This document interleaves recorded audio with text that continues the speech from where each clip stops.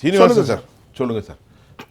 இந்த நிலைமையை பார்த்தீங்க, இந்த பஸ்ஸை பார்த்தீங்கன்னா நம்ம அந்த காட்சிகளை பார்க்கும்போது இது பஸ் மாதிரி தெரியல, ஏதாவது ஒரு புதைகுழிகளாக இருக்குமோ அல்லது பெரிய பாறங்கல்களை உடைக்கக்கூடிய கனிம சைட்டாக இருக்குமோன்னு பார்த்தா கிடையாது பஸ்ஸு. இது நான் கேளிக்கை சொல்லலை சார், சத்தியமாக உண்மையிலே நீங்கள் பார்த்துட்டு இருக்கீங்க. தமிழ்நாட்டுடைய பஸ்ஸுடைய நிலை அப்படி தான் இருக்குது. அது இந்த 2 கோணத்தில் இதை எடுத்துக்கலாம். முதல்ல இருக்கக்கூடியது நிதியினுடைய கோணமாக எடுத்துக்கலாம். ரெண்டாவது இருக்கக்கூடிய அட்மினிஸ்ட்ரேஷன் சைடு எடுத்துக்கலாம். நிதிக்கு வேறு ஒரு உதாரணத்தை சொல்லிடுறேன். நம்முடைய இந்தியாவில் 99% கிராமங்கள் மின்சார வசதி பெற்றுவிட்டது. 99% கிராமங்கள் வரைக்கும் மின்சார வசதி பெறப்பட்டது. இதற்கு மிக முக்கியமான காரணம் ரூரல் எலக்ட்ரிஃபிகேஷன் கார்ப்பரேஷன் என்கின்ற மத்திய அரசு சார்ந்த நிறுவனம். சரி, அது இப்போ பிஜேபியினுடைய ஆட்சியில் வரல. அது ஏறத்தாழ 20-25 வருஷத்துக்கு மேலே முன்னாடியிலேருந்தே இருக்கு. அதை அவங்க கொண்டு வந்த பொழுது 2 பகுதிகள் இருந்தது. ஒருவர் ஒரு வீட்டை விற்கிறாருனாக்கா, ஒரு சொத்தை விற்கிறாருன்னா அவருக்கு முதலீட்டு லாபம்னு ஒன்று வரும், கேபிட்டல் கெயின்ஸ்னு சொல்லுவாங்க. அந்த கேபிட்டல் கெயின்ஸை 2 இடத்துல பணத்தை போடலாம். ஒன்று ஆர்இசியில் போடலாம், இன்னொன்று நேஷ்னல் ஹைவேஸ் அத்தாரிட்டியில் போடலாம்.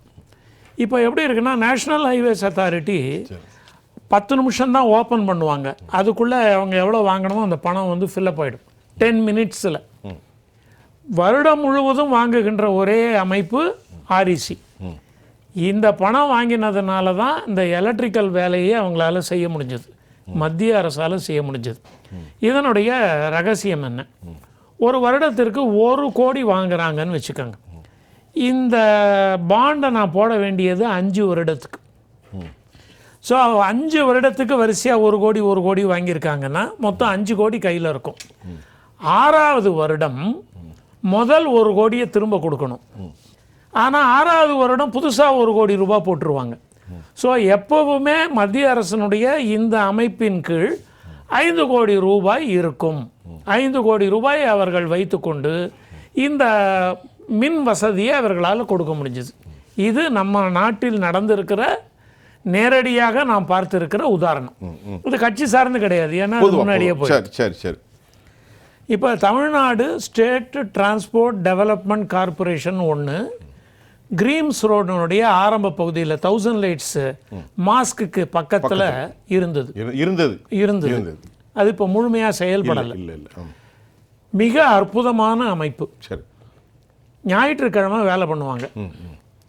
நாம் போன 10வது நிமிடம் நமக்கு எப்படி கொடுத்துருவாங்க. நீங்கள் செக்கு கொடுத்தீங்கன்னா 10-15 நிமிடம் உங்களை உட்காத்தி வச்சு உபசரித்து ஃபிக்ஸட் டெபாசிட்டை கையில் கொடுத்துருவாங்க. செக்கு பாஸ் ஆகலைன்னா எஃப்டி கேன்சல் ஆகும். அது ஒன்று தான். மற்றபடி அது இன்னொரு நாள் வான்னு சொல்ல மாட்டாங்க. 3 மாதத்திற்கு ஒரு முறையோ மாதம் ஒரு முறையோ வட்டி போய் சேர்ந்துடும். மெச்சூரிட்டியும் போது செக்கு ரெடிமேடாக வீட்டுக்கு வந்துடும். அவ்வளவு அற்புதமாக இயங்கி கொண்டிருந்தது. அதில் டெய்லி கலெக்ஷன் அங்கே போய் சேரணும். அந்த கலெக்ஷன் சரியாக போய் சேரவில்லை என்றால் சேராத போது தான் அவர்களுக்கு பண சிக்கல் வருகிறது. டெபிசிட் ஆகும். ஏன்னா இந்த கலெக்ஷன் வந்தால் தான் 1 வருஷம் முன்னாடி போட்டவர் இன்னைக்கு பணம் கேட்டாருன்னா கொடுக்க முடியும். ஆனால் அவர்கள் 10 வருடங்கள் 15 வருடங்கள் இயங்கிய பொழுது அவங்க கையில் இருந்த ரொட்டேஷனல் மணி மிகப்பெரிய தொகை. பெரிய அளவில் இந்த நிறுவனத்திற்கு, போக்குவரத்து துறைக்கு ரொட்டேஷன் மணின்னு ஒன்று வேணும். கேபிட்டல் எக்ஸ்பெண்டிச்சர்னு ஒன்று, இந்த கேபெக்ஸ்னு சொல்லுவாங்க. அது அடுத்த ரவுண்டில் பார்க்கலாம். ரன்னிங் கேபிட்டல் கூட சொல்லிக்கலாம். ஒர்க்கிங் கேபிட்டலுக்கு உண்டான பணம் இதிலிருந்து வந்த பொழுது அவர்களால் சம்பளம் கொடுக்க முடிஞ்சது. ஸ்பேர் பார்ட்ஸை நல்ல குவாலிட்டியாக வாங்க முடிஞ்சது. எந்த இடத்துலையும் பண பிரச்சனை கிடையாது. அதுதான் ஓட்டம். பண ஓட்டம் இருந்தால்தான் இங்கே வண்டி ஓடும். இதை அவர்கள் நன்றாக செய்த காரணத்தினால் போக்குவரத்து துறை நன்றாக இருந்தது. ஒர்க்கிங் கேபிட்டல் தான் அங்கே அதையாக இழுத்து கதவடைப்பு. அதில் அந்த கலெக்ஷன் சரியாக போய் கட்டாமல் விடுகின்ற பொழுது மெல்ல மெல்ல அவங்க இன்றைக்கி வராதிங்க நாளைக்கு செக்கு கொடுக்குறோன்னு சொன்னாலே நம்பிக்கை போயிடும். ஃபைடியூஷியரி ரிலேஷன்ஷிப்னு சொல்லக்கூடிய ஃபினான்ஸில் நீங்கள் சாதாரணமாக ஒரு வாரத்தை இன்றைக்கி அவங்க கிட்டக்க பணம் இல்லை அப்படின்ற ஒரு ரூமர் வந்தால் கூட வங்கி கீழே விழுந்துடும். அதனால் இந்தியாவில் எப்பவும் ரிசர்வ் வங்கி விழிப்போடு இருக்கும். ஆதலால் இந்த அமைப்பிற்கு தேவையான ஒர்க்கிங் கேபிட்டல் அதாவது ஓட்டம் நிறைந்து இருக்கக்கூடிய பணம், நீர்மை தன்மையோடு அதாவது இருக்கக்கூடிய அது பணத்தை தினமுமே தேவை. தினமுமே தேவைய நல்ல நிதி அமைப்பு இருந்துட்டுனாலே போகிறோம், பணம் போட்டுக்கிட்டே இருப்பாங்க. போக்குவரத்து துறையிலேருந்து ரிட்டையர் ஆகிறவங்களே தங்களோட ஃபண்ட்ஸை இங்கே தான் போடுவாங்க. ஏன்னா வட்டி கொஞ்சம் கூட, பாதுகாப்பும் கூட, வட்டி கூட, மத்திய நம்மளுடைய மாநில அரசனுடைய சப்போர்ட் இருக்குது. இதை வெண்ணெயை கையில் வச்சுக்கிட்டு நெய் கலைந்து கொண்டு இருக்கிறோம். சரி, நிறைவு இந்த ஸ்பேர் பார்ட்ஸில் இருக்கக்கூடிய டூப்ளிகேட் ஸ்பேர் பார்ட்ஸ், இது ஒரு பெரிய சந்தை இந்தியாவில், பெரிய சந்தை. இது டூப்ளிகேட் ஸ்பேர் பார்ட்ஸ் பார்க்குறதுக்கு நல்லா இருக்கும், ஒரிஜினல் மாதிரியே இருக்கும், ஒரிஜினலோட நல்லா இருக்கும். இது ஒரு வருஷம்னா இதனுடைய இது ஒரு மாதம் கூட இருக்காது. பார்க்குறதுக்கு ரெண்டும் ஒரே மாதிரி இருக்கும். இதை ஒரு கவனத்தோடு உள்ளே போய் பார்க்கணும், இது சரியாக நடக்கிறதா இல்லையா என்று. ஒரு தனியார் நிறுவனம், இனிப்பு செய்யக்கூடிய நிறுவனம், அதனுடைய முதலாளி எந்த நாட்டில் இருந்தாலும் இங்கே இருக்கக்கூடிய எந்த கிளையில் எந்த ட்ரே இன்றைக்கி ரிமூவ் பண்ணணும், அதற்கு மேலே அதை விற்கக்கூடாது அப்படிங்கிறத அவர் கண்ட்ரோல் வச்சுருக்கார். ஒரு ஸ்வீட் பண்ணி வச்சுருக்காங்கன்னா எந்த இடத்துல இருந்தாலும் அவரால் கண்ட்ரோல் பண்ண முடியும். அந்த ட்ரேயை எடுத்துருங்க, ஏன்னா அது தயாரிக்கப்பட்டு 30 நாள் ஆகிருக்கும், தெரியும், அவங்களுக்கு தெரியும். அதை பாதி விலைக்கோ இலவசமாகவோ அநாதை ஆசிரமத்துக்கோ கொடுப்பதற்கு ஒப்புக்கொள்ள மாட்டார். அதை பூமியில் புதைச்சிடணும்னு சொல்லி, அது மோசமான விஷயம், ரொம்ப மோசமான. அப்போது அது விஷமாக மாறுகிறது.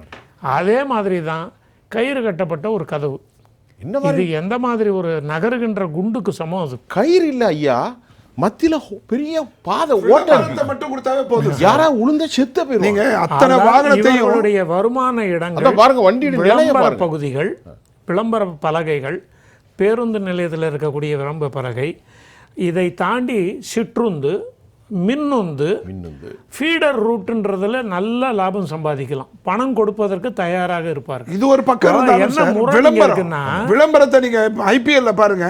ஆமா, இப்ப ஐபிஎல் நடக்கிறது காரணமே விளம்பரம்.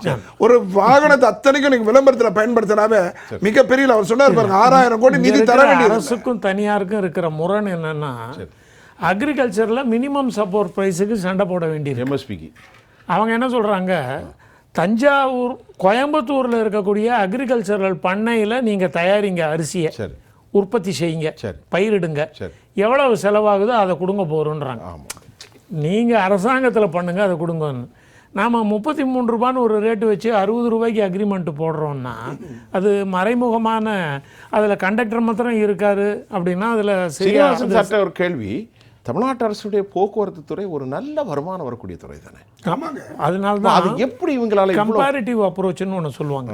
கம்பேரிட்டிவ் அப்ரோச்னா, என்னுடைய நிறுவனம் லாபம் சம்பாதிக்கிறது, ஆனால் இதே துறையில் ஈடுபட்டிருக்கிற இன்னொரு போட்டி நிறுவனம் என்ன சம்பாதிக்கிறதுன்னு பார்த்துட்டு அது 16% ரிட்டர்ன் ஆன் இன்வெஸ்ட்மெண்ட்டு, என்னோடது 12ன்னா நான் சரியாக ஃபங்க்ஷன் ஆகலைன்னு அர்த்தம். அதனால் போக்குவரத்து துறை லாபம் ஈட்டக்கூடிய ஒன்று.